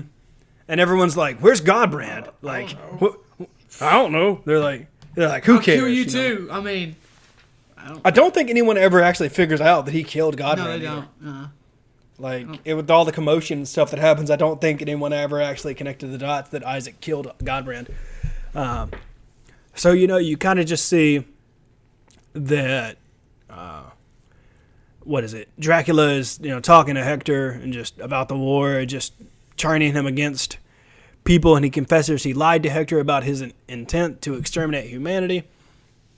It's just kind of like, he's like, look, like, we can kill some of them, but we're not going to kill all of them. Right, yeah. And Hector's like, whoa. Like, you told me we were going to kill all of them. And Dracula's like, I'm going to do whatever I want, and you're going to follow me. And, it's just, man, like, there's, like, when you look at it from, like, a bird's eye view, it's, you have, like, are you loyal to Dracula? Or are you not loyal to Dracula? I think they're both loyal to Dracula. I think there's different degrees of them. Yeah. Like, I feel that Hector, like, after Dracula was like, no, we're not going to kill all humanity, Hector was like, fine, I don't care anymore. Hector wants, I thought Dracula said he was going to kill all of humanity, except for those two. That was the plan. Well, yeah, that is, but it's just, it's funny, because Godbrand was trying to convince Hector that wasn't Dracula's plan, and then Dracula, while speaking to Isaac, is talking about, turning the war hall, trying to get Dracula. Isaac is telling Dracula, hey, like, you're trying to, Godbrand's trying to turn the war hall against you. And he's like, and Dracula's like, hey, I actually lied to Hector about trying to exterminate humanity, Isaac. Like, we're actually going to do what we were talking about and just keep some of them, but kill most of them. It was the opposite. Really? Is the opposite? Okay. Thank you. He says he lied to the white guy. He lied to the white guy because Thank you. That's right. He had more the mind of a child, and he was easier to manipulate. And he only people he's like, I'm gonna kill everyone but y'all two. You're the only two left. That's what I meant. I just got their names got their names mixed up because they're very similar. Not really, but they just both are white in my head. So, yeah. So Godbrand's dead, which kind of sucked. I liked Godbrand. He's so stupid. He was great. He was. You don't really see a lot from the other War Council either. You know, Godbrand, you know, he talks and has like a little backstory and, you know, everything else, but all the rest of the War Council, man, I guess they knew what was going to happen to him, so it really didn't matter. So obviously Isaac's. No, it is Hector. Oh my gosh. We should have written this down. We should have made a freaking diagram chart. Okay. So Dracula's army that Carmilla makes Hector create for her finally gets to Belmont's estate, and they start banging on the door, and they're like, whoa, like, I gotta cast this spell, so protect me while I cast this spell to lock in Dracula's castle. And they're like, okay, cool. So that happens, and Hector's white and Isaac is black. I'm gonna just open some. Okay, thank you. 2 tabs. Okay, thank you. So you know, it's a really cool fight scene because you see all these like big, huge, different creatures of the night that some we've seen before and some we haven't, and you get to see Trevor fight, like pretty much protect Cypher and his library and his family estate from trying to complete the locking spell, and talking about how like he has to protect them, and it's, you know, Cypher's trying to cast this spell to lock the castle down, and I feel like we skipped something. What did we skip? Maybe I'm thinking. Let me think. So Dracula, he then goes to Brayla. Yeah, Dracula transports the castle. No, we didn't do that. No, that hasn't happened yet. No? Okay. Well, they go. We can talk about that now. Sure, yeah. They talk. Isaac goes to Dracula and is like, Camilla and Hector. Hector and Isaac actually go talk in the woods, and they want to get away from vampiric ears, basically. Yeah. And they want to talk without being attacked or being heard. And let's see, Hector. Hector tells Isaac that he thinks that Camilla is right, that they should go to Brayla, and they kind of have a conversation, and Hector's like, it'll unite the War Council and everything, and Isaac agrees, and then they go talk to Dracula. Well, Isaac goes to talk to Dracula, and tells him what happened and how he thinks it could unite the war room and everything, and he agrees. And then Isaac and Camilla come in, and Dracula tells him he doesn't care as long as they all die, basically. So that's when he transports to Brayla. Mm-hmm. Yes. So Cypher finally discovers the unfinished locking spell that could trap the castle, Dracula's castle, in one place. As you know, the library starts to shake, and Hector's night creatures are attempting to break in. So Trevor fights off the demons. It's a pretty cool, awesome fight. A couple fights, actually, as Alucard is using the distance mirror to locate Dracula's castle, and he has to repair it, using his claws to scratch the metal to recreate the runes on the mirror, while Cypher attempts to complete the locking spell. So Dracula successfully moves the castle to Brayla, and then he sends out his troops, and most of the vampire generals are on the bridge on their way to attack town. I was actually kind of confused about what happens here. So, what are you confused about? Nothing. I think I can explain it to you. I think I figured it out. Okay. Hands on. So, you're what? Hands on. That's okay. It can be on. No reason for you to be hot while recording. I don't know. I wonder if they can hear that. Well, Listen they might hear it. Okay. There it is. So they get out at Brayla. So she already, Carmilla already had her forces there, right? Yep. And Yeah, she did. that's why she had the bishop from season 1 comes back as a daddy.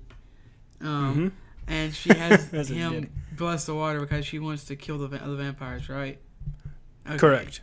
Yes. Yeah, you're spot on. So, like Ryan said, Carmilla made Hector reanimate the bishop, which was dead, which, I kind of guess he gets what he deserves again, because he's blessing the water, and then the water becomes... And then I thought it would have him after he got eaten by... I know. So he dies blessing the water, because the water becomes holy, and vampires and undead things can't touch holy water.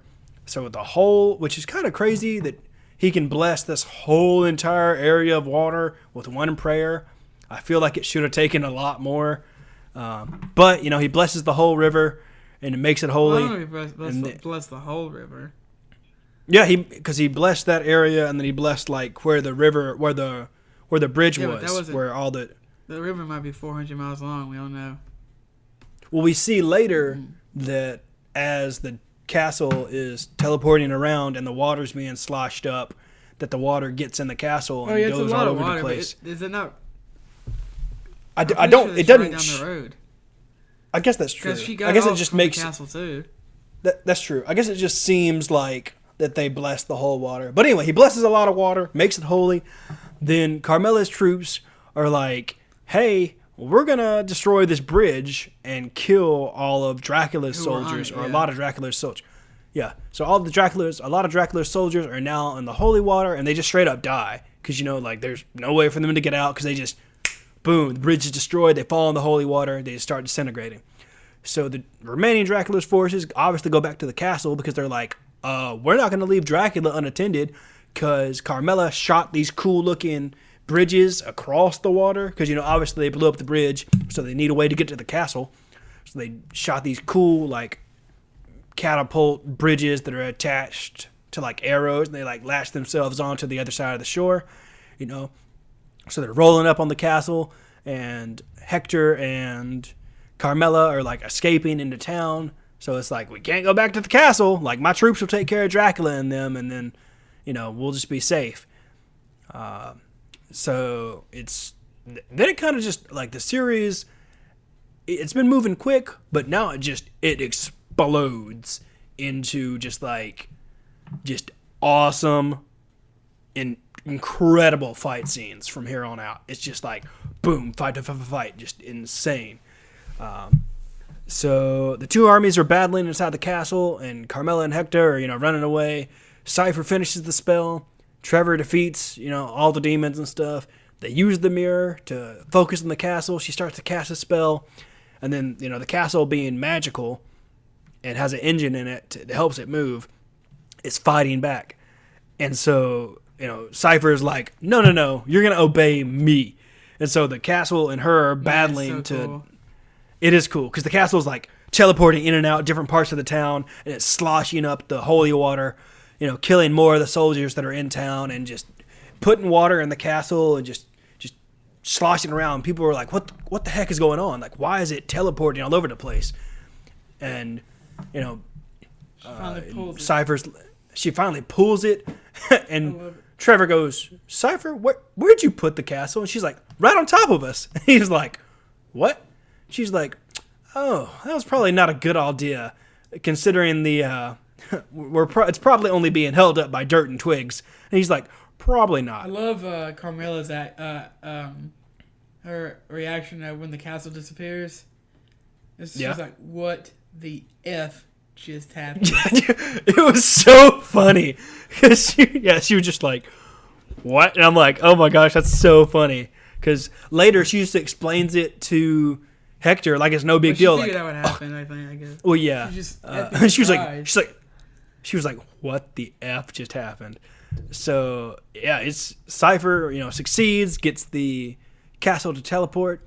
Then they obviously the staircase is destroyed, leading down to the fighting demons. Trevor has. Yeah, he's been fighting demons, and they storm the castle, and there's a really cool fight scene between all because you got the two different armies fighting in the in the main hall, and Trevor and Cypher and Alucard just roll up in there, and they all just kind of the two armies look at them and they just start rushing him, and it's like the enemy of the enemy is my enemy.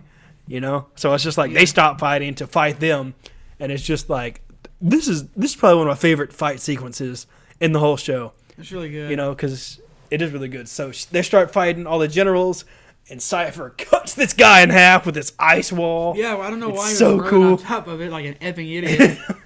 Shit, Cypher's like, I don't care about you. Or just like it's a really cool. It's hard to describe with words because you have to see it animated, but it's epic. You got to check out these fight scenes. Like, watch the series. So, you want to talk about how they're in Dracula's castle right now? By the way, we didn't say that. Yeah. My bad. They are inside the castle, and this is like episode 7 and 8. Where everything is just you see them wrapping up the plot. You see them wrapping up how things are going to end, and you're like, okay, this is how it's going to end. Nope, it's epicness until the end. It is insane. Like, this fight between Alucard and Dracula and Trevor and Cypher is intense. So they take care of all the vampires that were in the court. They're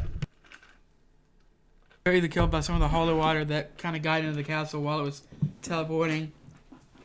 And there were a few left from Camilla's army, and there were some Dracula's generals were there except for Camilla. At least his vampire generals were. Isaac and Hector were elsewhere. But in the hall where the party, Trevor, Cypher, and Alucard are in the hall, the main hall, and they fight the generals. Like Jordan said, Cypher, whatever, fights one of the generals, and she starts shooting ice at him. And then she makes like an ice wall that shoots at him, and he jumps on top of it, and she just flips it really quick, and it cuts him in half. It's really so cool. And then, of course, what's his name? Trevor has the Morning Star, so he's killing vampires left and right, and they whipping people. Yeah, he hits so cool. If you like hit somebody with like a demon or a vampire with it, they like explode. It's so really cool looking. Just. So then they run up the stairs, fight people, and find Dracula. And after then it kind of flashes over to Camilla and Hector, and they're talking about what happened, and she explains to him that somebody must have taken Dracula's castle. And Hector's like, they can do that? And she's like, yeah, all you need is a binding spell. So he's like, oh, okay. And so flashback to Dracula's castle. You got Isaac, and he's in there killing people, killing Carmilla's forces that are trying to get Dracula running up the stairs. And Dracula just is like, he's like, you would put your human life in front of my immortal life? And he's like, yes, without a thought. And he's like, well, I'm sorry I have to take this choice away from you. And it pushes him through one of the mirrors. He goes into a desert, so he wants him to starve to death. Yep, he does. So he will definitely be back in season 3. Oh, yeah, definitely. Then the fight begins between Dracula, Alucard, Trevor, and Cypher. Pretty good fight. It is a pretty good fight. You see a lot of this, man. It's just Dracula bending Alucard over and spanking Dracula's him. It's so just strong. like he makes Alucard look like a snail. Just he's wrecking Alucard. Like it's just like if he wasn't half vampire, that man would be dead. Obviously. Like there's sometimes he punches Trevor and Trevor's just like, oh, and just coughs up so much blood, and it's just like, dang, like I'm getting effed up here. Like this is terrible. Yeah, like them three together, they can barely hurt him, even though this 3 against 1, and it's mentioned in the show that he may not have fed in a long time. Yeah, so it's just like, that's insane. Him being weak, Trevor having the Morning Star, which has no effect on Dracula, really. It like kind of a little bit. If he gets a solid hit, it kind of like knocks the breath out of him a little bit. Yeah, and even Dracula kind of mentioned that. He's like, "Oh, that's a pretty whip, Trevor. Like the Morning Star, that's awesome, but He's like, it's not going to do any vampire." And then he like summons this big huge fireball, and I saw that, and I was like, "Oh yes!" And then Cypher's like, "I'll stop it," and it's like, "Okay, dang, Cypher, you got it. That's cool." And then Trevor like holds her back, so she doesn't get pushed back, and then Alucard steps in front of her and puts his sword up against it, and it's just like, starts to fly. Dang, man. All three combine, push it back towards Dracula. Mm-hmm. It's like, man, that's cool. And so Alucard is just getting ransacked throughout the castle, just getting beat to death pretty much by Dracula. And, finally he just punches him, and they end up in Alucard's child room. And, this is like, it really just becomes a fight between Alucard and Dracula. Yeah, because, they're Trevor all fighting, and then at one point, Trevor gets they all get some good hits in. And then Alucard good licks. It feels like I think he gets a couple good hits in, and then Dracula knocks him out a window, and they fall down into an area where the Cypher and Trevor are not, and they don't really know where they are. Yeah, and they're trying to find him. One of the funniest things of this fight is Trevor. He got his sword knocked away. He's got his whip knocked away. He just starts punching Dracula with his bare hands. Dude, I feel like this fight has some similarities between Batman v Superman, like that when he's punching him and it doesn't really do anything like Batman was, and then like you said, they're trying to find Alucard. Dracula knocked him out a window or something. I can't remember exactly what happens. Yeah, and they end up in another segment of the castle in Trevor or Alucard's childhood bedroom. And I think this ends. It's almost a way to actually end an emotional fight way better than BVS did. Yeah. So they end up in Alucard's bedroom, who Alucard is Dracula's son, and Dracula had knocked him like against the wall, and like the wall like cracked, and Alucard's kind of slumped over, trying to catch his breath, and he's like, "This is your room. This is your room." And then he like looks over and sees a picture of him, Alucard, and Lisa together. Lisa. And beautiful picture, really like beautiful. it is like, wonderful portrait of the family. I'm killing you. It's like, I'm killing our son, my Lisa. Baby boy. I'm killing our baby. It's like, dang. It's like, oh, feelings. It's so much better than effing Martha. It is. So yeah. Alucard takes this. So Dracula just starts to break down, cry, and he's not enraged anymore. And Alucard just takes the stake from his bed and just goes up to him, and he's like, "Father," and Dracula's like, "Son," and he stabs it in him a little bit, and they just kind of like share a look, and he like starts to cough up blood. And you can see Alucard hesitating, hesitating. Because it's his father. He doesn't want to. Yeah, it's his dad. Even if Trevor throughout the whole series is like, bastard. Your father's Dracula, and there was a scene where Alucard was saying that he's like, I'm surprised I had more of a child. I'm surprised to hear that I have more of a childhood than you. And Trevor's like, yeah, and your dad's Dracula. Yeah. And they kind of laughed about it, and they just kind of looked at each other, and they were thinking, like, it's just. Like that's intense. That's a big thing. Trevor had a terrible childhood, and so did I don't really think they had bad childhoods. They didn't say they did. They just had short ones.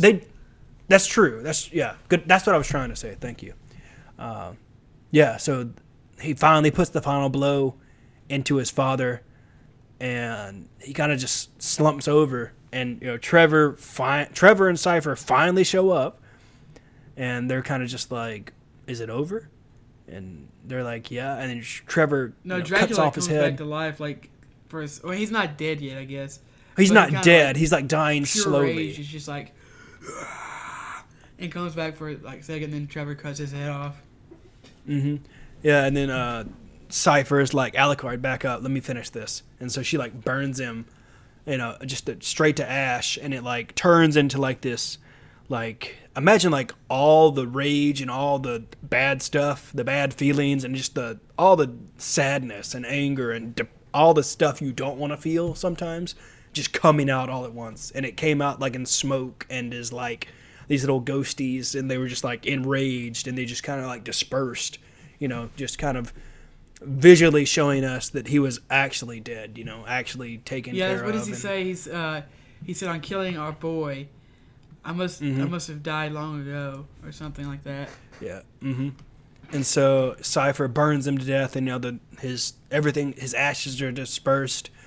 They kind of just explode, just with all like gone. And only his wedding ring remains intact. And then obviously Alucard's super torn up about killing his dad. And Trevor and Cypher are there to like comfort him and be like, "Hey, that was the right thing to do. Like, it had to happen. You killed him to save tens of thousands of people, tens of millions, or like he's gonna take over the entire world. Exactly. It's like you saved so many people." And then Cypher's like, "But it's okay to mourn. It's your father." Yeah. Yeah, and I thought that was sweet because it is. It would be a hard thing to do, even if your dad was Dracula. Like it'd be a difficult thing to go through. The last episode was a really good one. This wasn't the last episode. No, it wasn't. So the last episode, it kind of just ties up everything really nicely. What'd you think about it? I liked it. It goes back to Camilla and Hector, who were, I think, the only ones left alive that it showed. Well, Camilla, Hector, and Isaac. Isaac is in some desert somewhere. He meets... Mm-hmm. He's, like, trying to get somewhere because he's in the middle of the desert. He finds, like, a little oasis where he's drinking. And these people come and, like, start mocking him and stuff. And so he kills them and takes their horses and brings them back to life, or at least one of them. And then it... No, he brings all of them back to life. Makes one of them walk. The guy who was the big dick. He's like, "I don't have time to deal with you right now." Man, he gave them every chance in the world. Yeah, he did. He's like, "Look, just go away." He's like, "Well, what if we want all the water?" And they're like, "What if we don't want to go away?" He's like, "Okay, there's plenty of water for everybody. I'm going to drink mine. You're going to drink ours. You will drink yours, and then we'll go our separate ways." He gives them like 2 or 3 chances. And then they're like, exactly, and then kill you and eat you. And he's like, "You're gonna eat me?" And he's like, "That's the best you got?" He's what do they say? He's like, do you not think I'm human?" And the lead guy's like, "Oh, I'm sure you're human. I just don't care." And then Hector's like, "Good, me either."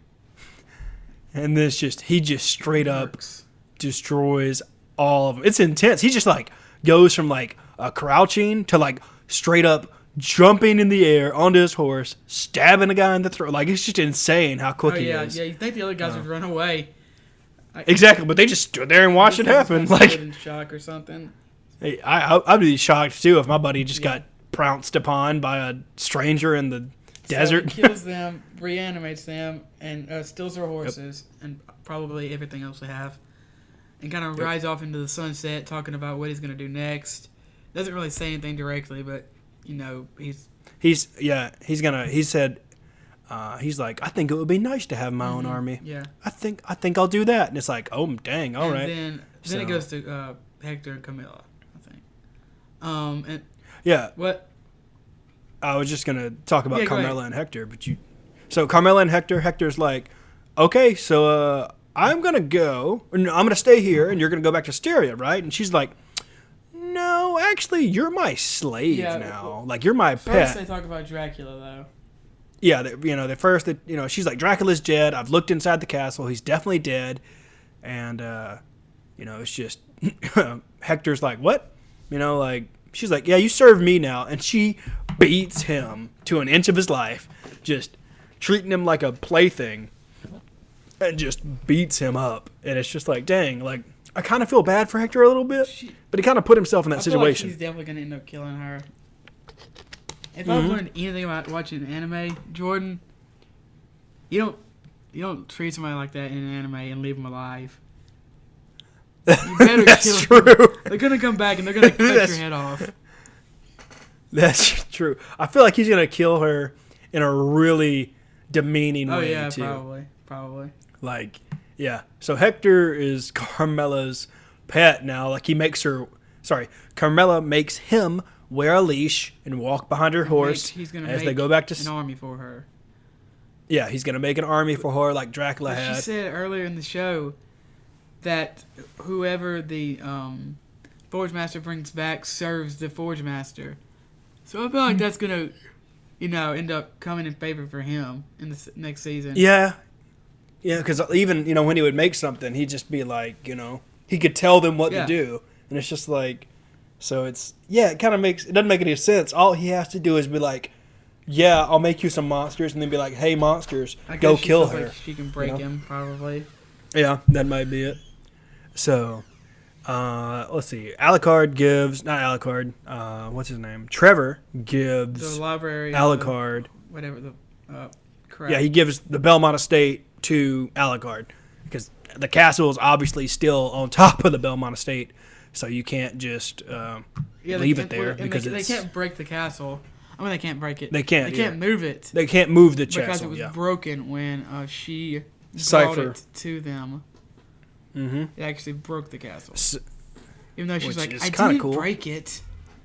And they're like, yes, you did. You did break That's it, so great. Cypher. They're like, you kind of did. You kind of broke it. And he's like, right, Alucard? And he's like, yeah, she broke it. Great. So Trevor, gifts him the Belmont Library and encourages him to protect it with his castle. He's like, it's the best. He compares it to, he's like, it's your father's history and the history of your mother's people. He's like, protect it, make it your own. And it's just like, dang, that's cool. So, the really only last thing is Cypher convinces Trevor to stay with her and go on an adventure, battling monsters. Yeah, because there's still monsters throughout the countryside. Yep. And there's still stuff, and it's a beautiful thing. And then you're like, okay, this is gonna be sweet. Alucard bids a farewell to Cypher and Trevor, and you kind of see Cypher and Trevor's relationship to grow a little bit more, and just you see them, because she's like Belmont and whatever her last name is, and he's like, I like the sound of that. She's like, but why don't Trevor's like, why don't I get the first line? She's like, because you're the one driving the horse. And they're all cuddled up, and you can see that they're starting to develop stronger feelings for each other. And she's like, I want to do this forever. And he's like, forever, huh?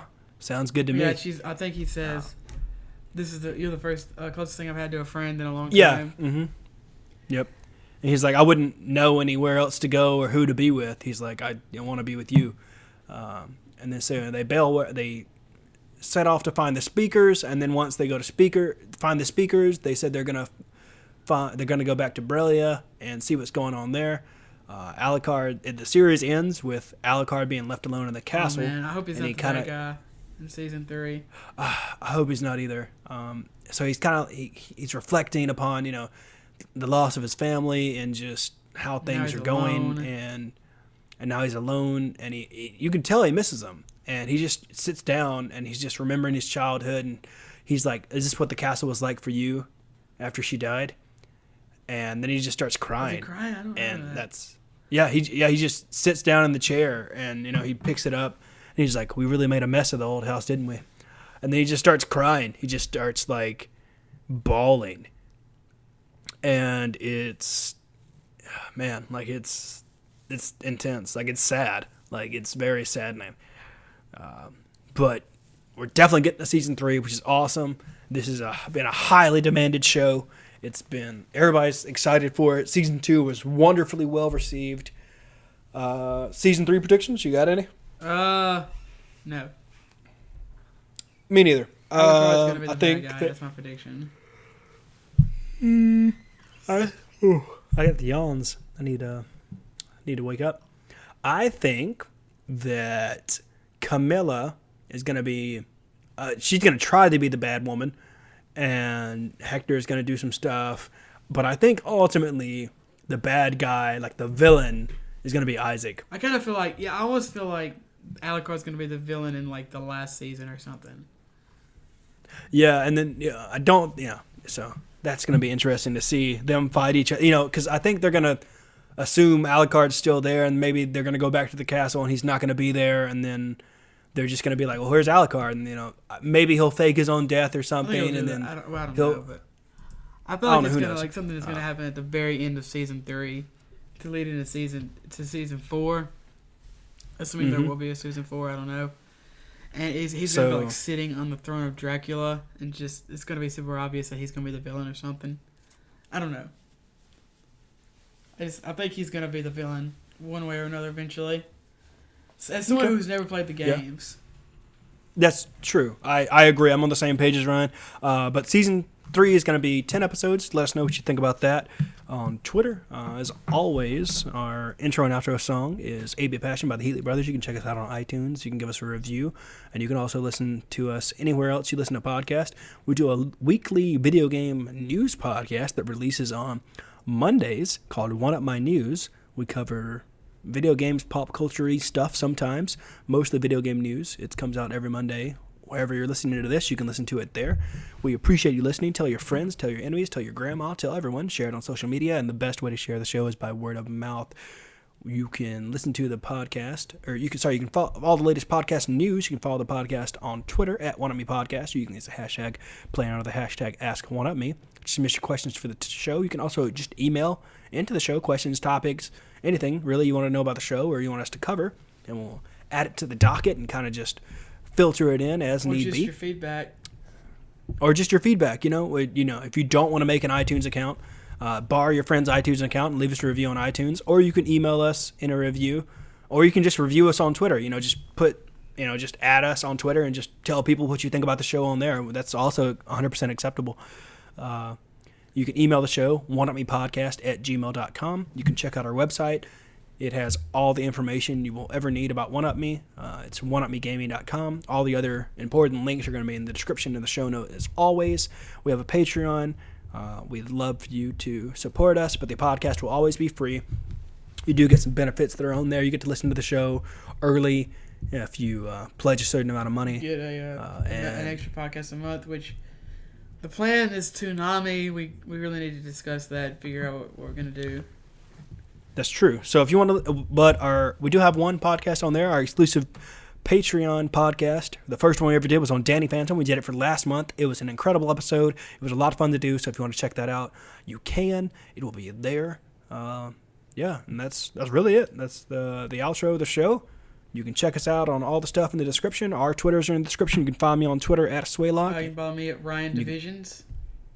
Yep, and we got a Twitch and Instagram, a Reddit, and all those other wonderful things in the description. You can check them out in the show notes below, or swipe left or swipe right, depending on whichever app you use. It's all going to be there.